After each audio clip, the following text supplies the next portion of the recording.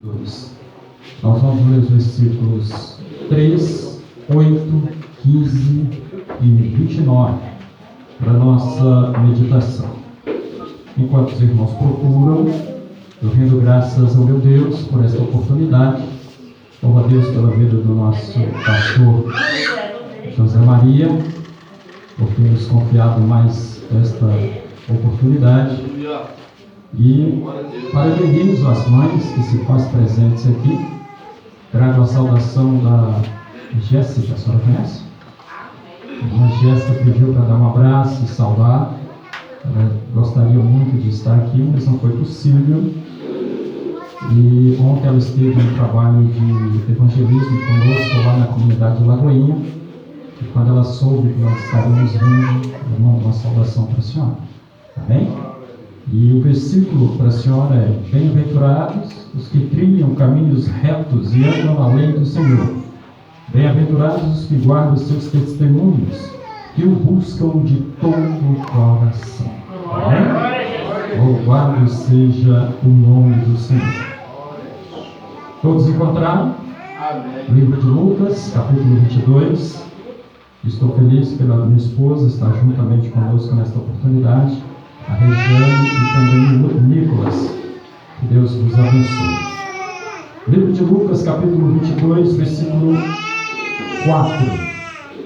Ou melhor, versículo 3. Entrou, porém, Satanás em Judas, que tinha por sobrenome Iscariotes, que pertencia ao grupo dos 12. Versículo 8. Jesus ordenou a Pedro e a João: ide e preparai a Páscoa para que a comamos. Versículo 15. Disse-lhes: desejei muito comer convosco esta Páscoa, antes que padeça. Versículo 29. Eu vos destino o reino, como meu Pai o destinou a mim. Amém? Os irmãos creem nesta palavra? Amém. As jovens creem nesta palavra? Amém. O altar crê nesta palavra? Amém. Glória a Deus. Se todos creem, vamos fazer o seguinte: coloque a Bíblia sobre o banco, por favor. Coloque a sua Bíblia sobre o banco. E agora que você está com as mãos livres, dê a melhor salva de palmas que você pode à palavra do Senhor. E enquanto você aplaude a palavra do Senhor, glorifica o nome de Jesus Cristo. Dizendo: Senhor, eu te amo, eu te adoro, porque o Senhor é bom e a sua misericórdia dura para todo sempre. Pai, a tua igreja está aplaudindo a tua palavra, glorificando o nome de Jesus Cristo. Por isso eu te peço nesse instante: abra os céus deste lugar e envia a tua palavra conforme a tua vontade. Fale conosco, porque a tua igreja te ouve, em o nome de Jesus. Amém. E amém. Louvado seja o nome do Senhor. O pessoal pode assentar, fique à vontade. E nós estamos realmente numa manhã de festa. Uma manhã de festa gloriosa, porque trata daquele pacto que nós fizemos com Jesus Cristo. Mas antes ele fez conosco primeiro. Ele fez com a humanidade. E nós tivemos a oportunidade de estar celebrando algo que foi instituído por ele mesmo. Os irmãos bem sabem, conhecem a história de Jesus Cristo. O nosso Salvador, ele veio à Terra com uma missão. E a missão de Jesus Cristo não era expulsar demônios. A missão de Jesus Cristo não era fazer o paralítico andar, muito menos o cego enxergar. A missão de Jesus Cristo não era fazer o mudo falar, não era fazer o surdo ouvir. Não, essa não era a missão de Jesus Cristo. A missão de Jesus Cristo não era dar saúde ao leproso. Não, ele fez tudo isso, fez. A missão de Jesus Cristo não era andar sobre as águas. A missão de Jesus Cristo não era multiplicar pães. Não, ele fez tudo isso por causa da incredulidade das pessoas. Tanto não era a missão de Jesus em fazer isso, porque ele deu autoridade para todos na terra que buscar a presença dele, que tiverem intimidade com ele, que tiver relacionamento com Ele, no nome dEle, também faz esses prodígios. Ele deu essa autoridade para mim, Ele deu essa autoridade para você, Ele deu a autoridade para todos na face da terra, no nome dEle, fazer esses prodígios acontecerem.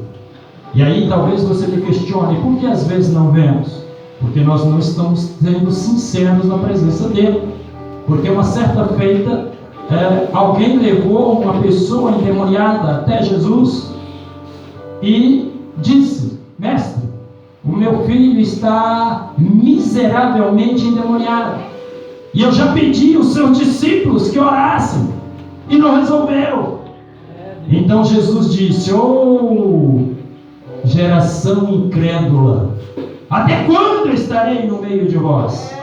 Então Jesus foi lá e repreendeu aquele demônio, e ele largou, deixou, saiu daquela vida imediatamente. Ou seja, Jesus havia determinado aos apóstolos que fizessem a mesma coisa que ele estava fazendo.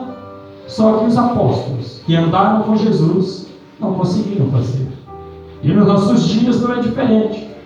Nós muitas vezes não vemos coisas grandiosas acontecer no nosso meio, porque não estamos exercitando a nossa fé, não estamos consagrando a nossa vida, não estamos dedicando tempo ao conhecimento da palavra. E é esta palavra que liberta, e é esta palavra que santifica, e é esta palavra que faz com que coisas grandiosas e extraordinárias aconteçam nos nossos dias. Eu sou testemunha disso, e eu tenho visto, aonde eu tenho passado, o poder de Deus sendo manifesto na vida das pessoas. Louvado seja o nome do Senhor. É pouco? É. Mas aquele que alcança uma bênção sai glorificando o nome do Senhor. E se nós começarmos a buscar mais, consagrarmos as nossas vidas, jejuarmos, orarmos, vamos ver coisas extraordinárias acontecer, e o nome de Jesus Cristo vai ser magnificado. Todavia, nós vimos aqui no versículo 3, que disse que entrou, porém, Satanás em Judas, que tinha por sobrenome Iscariotes, que pertencia ao grupo dos 12. Olha para você ver a ousadia de Satanás. Satanás, ele não tem medo de nada. Ele inclusive vem na igreja, como muitos vêm. Quantas vezes o irmão Zé Maria já expulsou o demônio na vida de pessoas que estavam aqui? Quantas vezes tivemos que repreender? Porque Satanás é ousado. Ele não tem medo de nada. Ele encara, ele vai para cima. E o objetivo dele qual é? Matar, roubar e destruir. Ele vem para isso. E é o que ele tem feito nos últimos dias. Matado, roubado e destruído muitas famílias na face da terra. Ele não para. Ele sempre busca uma brecha. E se nós não nos precavermos, ele vai tentar tirar a presença de Deus das nossas vidas. Olha o que ele fez. Este homem, Judas, ele andava com Jesus. Judas estava com Jesus e presenciou todos os milagres que Jesus fizera naquela oportunidade. Judas estava lá naquele momento em que Jesus andou sobre as águas. E que eles imaginaram que era um fantasma, e alguém disse: fantasma! E Jesus disse: acalma, sou eu. Então Pedro disse: se és tu, Senhor, ordena que eu vá ter contigo. E Jesus disse: vem, Pedro. Pedro saltou na água e começou a andar. Os outros 11 não tiveram esta coragem, não tiveram esta disposição, não tiveram esta fé. Agora, se Pedro, que andou sobre as águas, estava com medo, imagina os outros que ficaram no barco. Estava com mais medo ainda, Mas ele andou. Só que quando Pedro anda sobre as águas, ele dá alguns passos, ele olha para um lado, olha para o outro e diz: ixi, o que eu estou fazendo é um perigo, é muito perigoso. E aí ele começa a afundar. Talvez no nosso meio o que está faltando é uma fé inabalável. Porque nós estamos na igreja e de repente começamos a afundar como Pedro.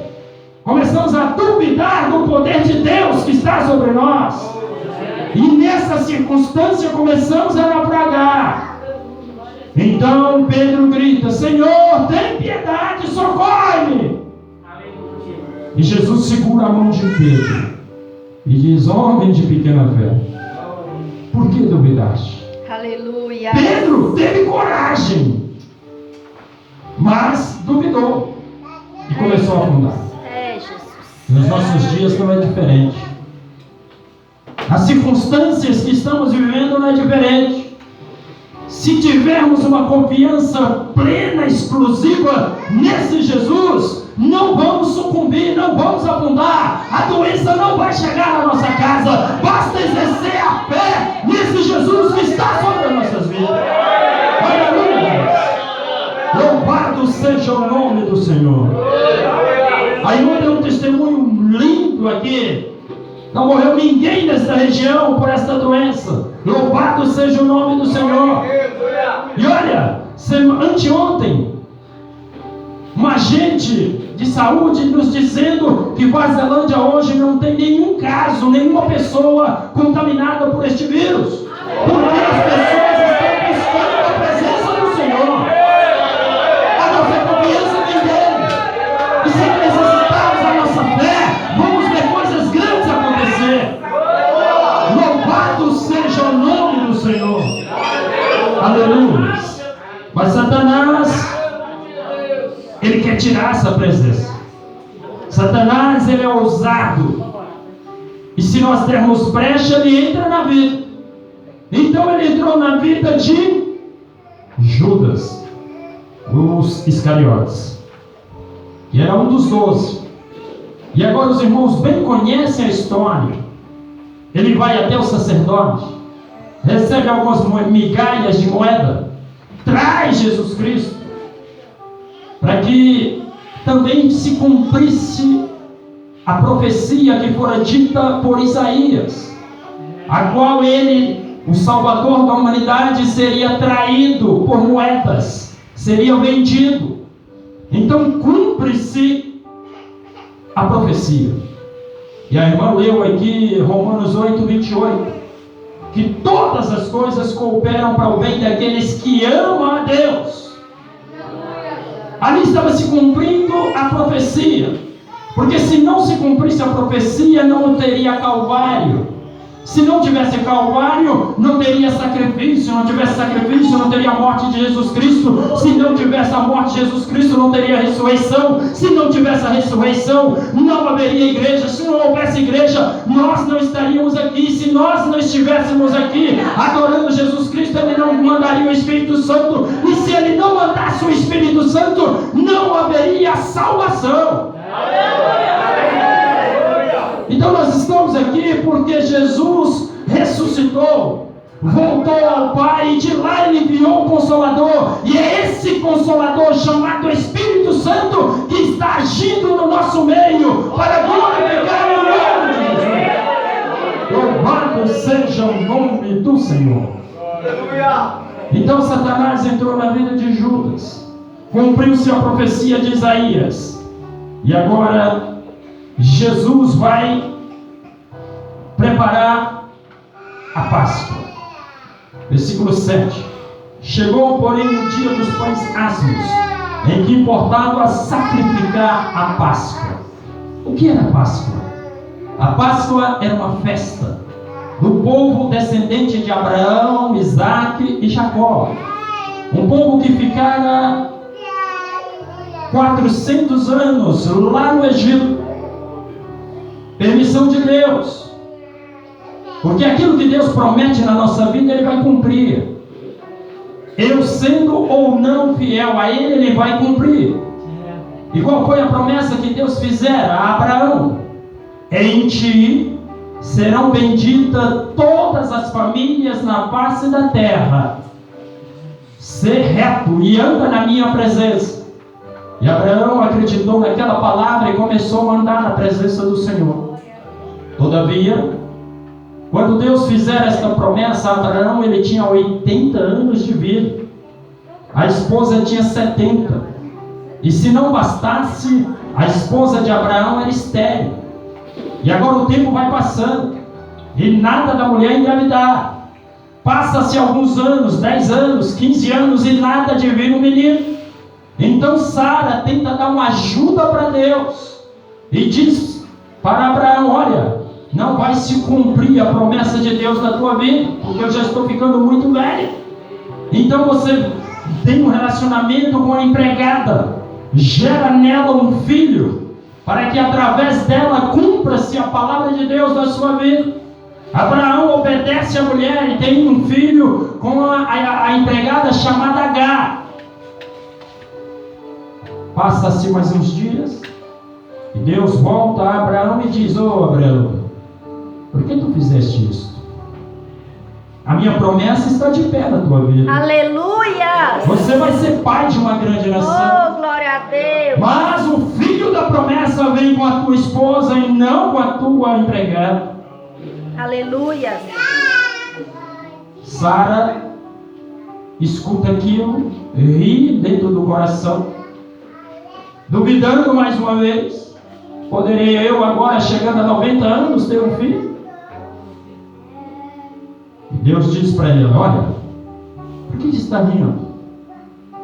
Por que está duvidando? Vai ser mãe sim, vai ter um filho sim.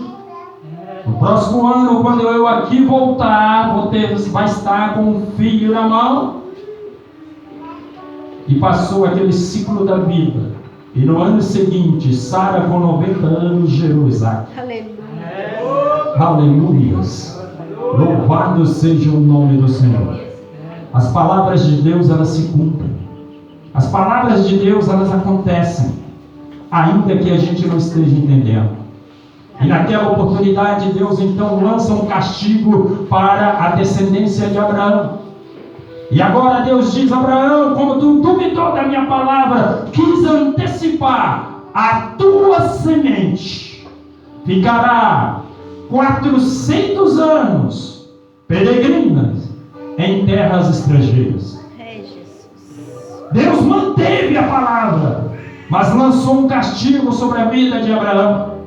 E agora nasceu Isaac, depois veio Jacó, Jacó veio José, José foi vendido pelos seus próprios irmãos para o Egito.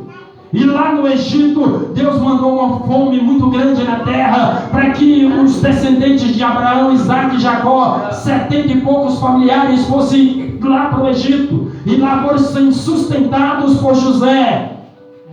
E agora esse povo multiplica.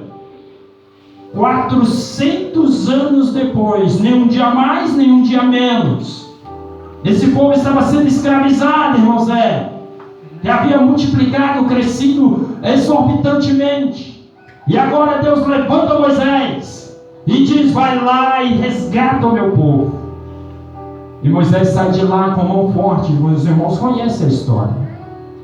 Mas Deus diz a Moisés: olha, você vai tirar esse povo de lá, vai falar com o faraó, mas ele não vai liberar muito fácil, porque eu vou endurecer o coração dele, para que o meu nome seja magnificado no meio das nações. E os irmãos sabem que foram 10 pragas que foram lançadas no Egito, e cada praga mais pesada do que a outra, e ainda assim faraó não liberava o povo de Deus. Até que veio a 10ª e última praga. E qual foi a 10ª e última praga? A mortandade dos primogênitos. Deus avisa a Moisés: olha, nesta noite passará o espírito da morte por todo o Egito. E na casa onde eu não ver o sangue de cordeiro aspergido nos umbrais da porta, vai morrer todo o primogênito. E você, Moisés, vai fazer o seguinte: vai matar um carneiro e pegar este sangue e aspergir sobre os umbrais, a entrada das portas. E aonde o anjo vê esse sinal de sangue, ele passará e não terá mortandade. Moisés acreditou na palavra, fez como Deus falou com ele, matou o carneiro, matou o cordeiro, aspergiu as entradas das casas com aquele sangue, e naquela noite houve grande pranto em todo o Egito. Só que Deus havia dito a Moisés que aquilo seria colocado como um memorial para sempre. Aonde o povo de Deus estivesse, de ano em ano, deveria se comemorar a Páscoa, fazendo uma celebração, comendo pães asmos, de ano em ano. E passou-se o tempo. Anos mais tarde, aproximadamente 1500 anos depois, chega Jesus Cristo. Aleluia. Jesus Cristo então vem para se cumprir as profecias que foram ditas pelos juízes, pelos profetas, por todos aqueles que antecederam a chegada dele. E ela começa se cumprindo, com Jesus fazendo todos os prodígios e milagres que vocês já ouviram os pregadores anunciar. Boa parte deles, porque a grande maioria não está aqui. Porque a própria Bíblia diz que se fossem colocados todos os milagres que Jesus fez, este livro não seria terminado nunca. Porque Jesus fez muitos milagres. Aleluia. Mas esses foram colocados para que a gente tome como base do poder de Deus que estava e está sobre a terra. Aleluia. Então, chegou o dia da Páscoa. Versículo 7. Chegou, porém, o dia dos pães asmos, em que importava sacrificar a Páscoa. E Jesus ordenou a Pedro e João: ide e preparai-nos a Páscoa para que a comamos.